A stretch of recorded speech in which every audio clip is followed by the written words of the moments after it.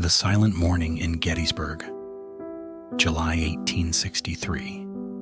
The first light of July 1863 broke gently over the Pennsylvania countryside. Gettysburg awakened beneath a soft blanket of morning mist, the kind that clings to valleys and open fields, blurring the edges of the world. The sun rose slowly, unhurried, painting the horizon in shades of amber and pale gold. Birds called to one another across the distance. The air was cool, still carrying the freshness of night. Everything felt ordinary, peaceful. There was no warning in the sky, no tremor in the earth. Just another summer morning in a small town that had known nothing but quiet routines for generations. Before the town fully stirred, farmers were already at work. Barn doors creaked open on their hinges. Chickens scattered across dusty yards, pecking at the ground. Cattle moved slowly in distant pastures.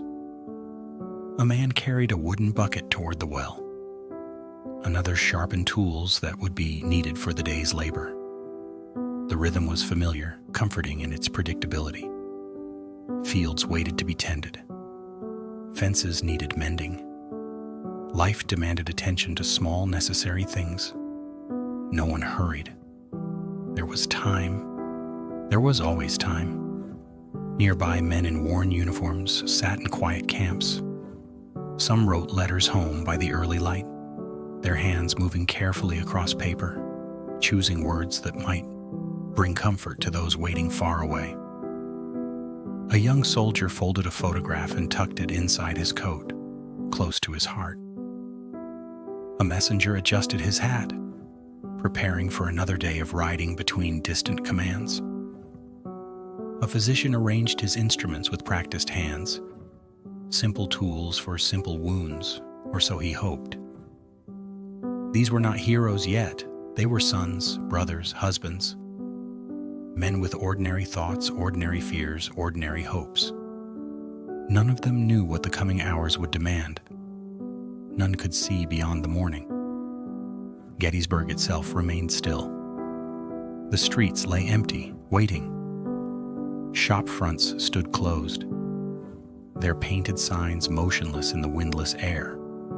Windows reflected only the growing light. Wooden sidewalks stretched silent and undisturbed.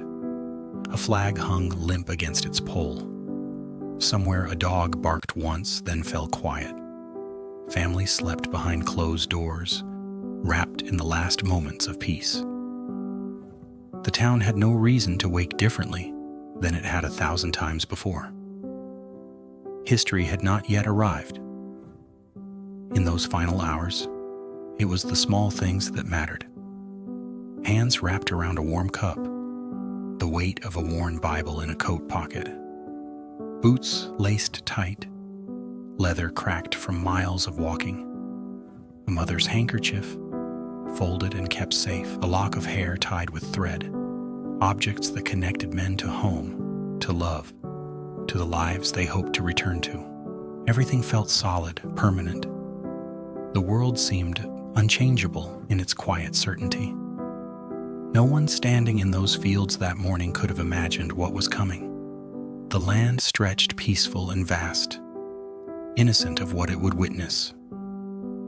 Men made plans for the evening, for next week, for the future.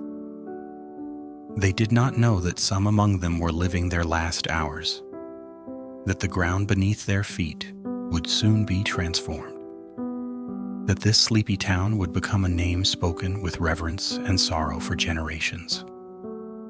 The morning light grew stronger, illuminating everything with gentle clarity.